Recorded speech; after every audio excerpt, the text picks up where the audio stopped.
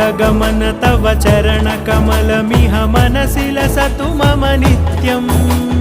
गरुडगमन तव चरणकमलमिह मनसि लसतु मम नित्यम् मनसि लसतु मम नित्यम् मम तापमपाकुरु देवा मम पापमपाकुरु देवा मम तापमपाकुरु देवा मम पापमपाकुरु देवा